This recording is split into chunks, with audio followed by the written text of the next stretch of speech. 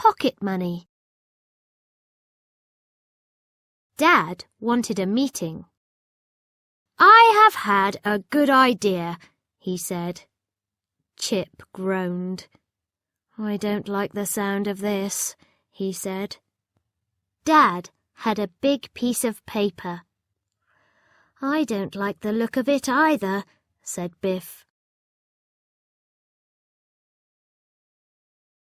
"It's no fun on holiday," went on Dad, "if Mum and I do all the work." "That's true," said Mum.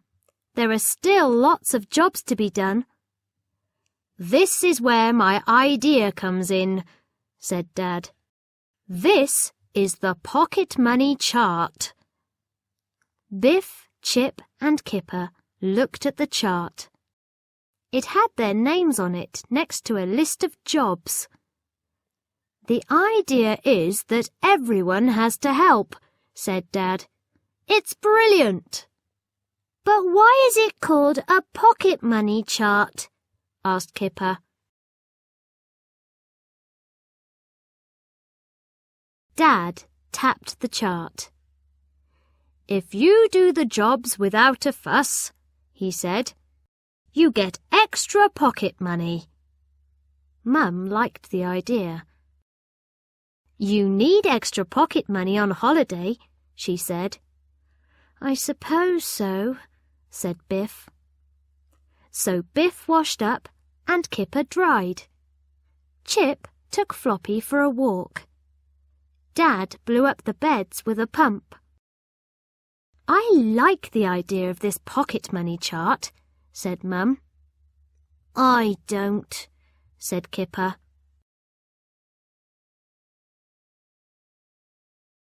The next day, they went to the beach.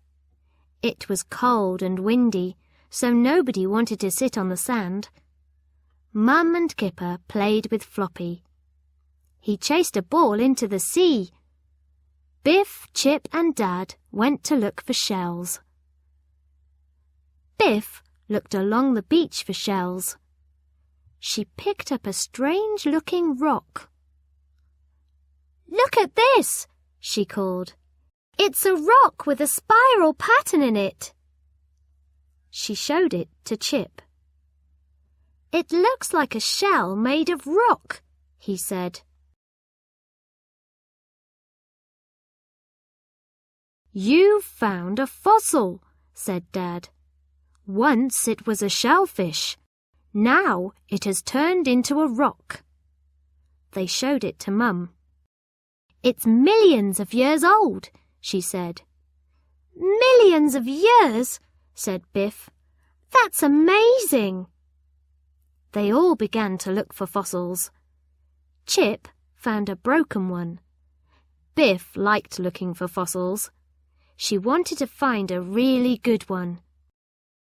"It's time for supper," said Mum. "Come on, let's go back to the campsite." On the way back, they stopped at a shop. Biff, Chip and Kipper had time to look round. The shop sold all kinds of things. It sold shells and beach toys. Kipper wanted to buy a boat. "I haven't got enough pocket money," he said. Biff saw some fossils for sale. "This one is amazing," she said, "but it's very expensive." "Well, it is millions of years old," said Chip. "I'll need the extra pocket money to afford this," said Biff. Back at the camp, Biff had an idea. "I'll do everyone's jobs," she thought. "I can get all the extra pocket money." She told Chip she would wash and dry the dishes. "Good," said Chip. "I hate drying up." Kipper had to take Floppy for a walk round the field. He had to keep Floppy on a lead. "I'll take him if you like," Biff said to Kipper. Kipper was pleased. "That's good. I hate that job," he said. Dad saw Biff taking Floppy for his walk. What's she up to? He wondered. When Biff came back, he asked her why she was doing everyone's jobs. Biff went red.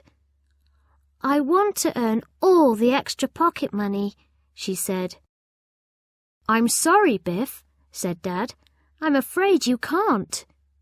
You all have to do the jobs, not just you." "But Chip and Kipper don't mind," said Biff. "That's not the point," said Dad. "The idea is that we share the jobs." "But I worked hard," said Biff. Biff was still upset when they went to the beach the next day.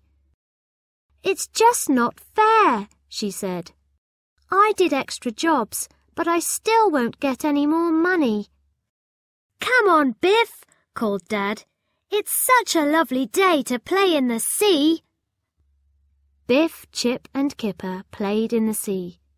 They had a little plastic dinghy and they took turns to sit in it. "It's my turn," called Biff. "No, I'm not getting out," said Kipper. "Then we'll tip you out," laughed Chip. They all felt cold after they had been in the sea. Dad took them for a walk along the beach. Mum stayed behind. Biff began to look for fossils. "If I can't buy one, maybe I can find a really good one," she thought. They came to a little rocky cove. Some people were in the cove. A camera team was doing a fashion shoot. "I bet the girl is a model," said Chip. "They are taking photos for a magazine." The girl smiled at them. "I'd hate to be a model," said Biff. "All you do is stand around for ages." "Just look at those cameras," said Chip. "Come on," said Kipper. "We're looking for fossils, remember?" They walked a long way, but they didn't find any good fossils. It was time for lunch, so they went back to find Mum. "We saw those people taking photographs," said Chip. After lunch, Biff and Chip went with Mum to the little rocky cove. The tide was coming in again, and the cove was filling with water. Biff pointed to something on a rock. It was a camera. "The photographers must have left it behind," she said. "It will soon be under water," said Mum. "You could swim across and get it," said Chip. "But I'm not a very good swimmer," said Mum. "I might drop it." Biff had an idea. "The dinghy has a long rope. I could paddle across quite safely," she said. Mum thought about this. "Well, go and see what Dad thinks," she said. "But hurry up," said Chip, "or it will be too late." Biff ran to ask Dad. When he saw the camera, he agreed to let Biff rescue it in the dinghy. "Just be careful, Biff," called Mum. "It's all right," said Biff. "But look at the camera. It's going to be underwater any second."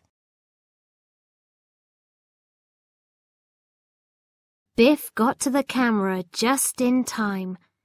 She put it in a plastic bag, and Dad pulled the dinghy safely back. "Hooray!" said Kipper. "The camera is safe!" "Biff to the rescue!" laughed Biff. At that moment, the photographer ran up. "Have you seen a camera?" she gasped. I left one behind in the cove. Biff held up the plastic bag. Here it is, she said. I've just rescued it in the dinghy. The photographer was pleased. Cameras like these are expensive, she said. I'm so glad to get it back. She took a photograph of everyone to say thank you. Will we be in a magazine? Asked Kipper. Then the photographer wanted to give Biff some money.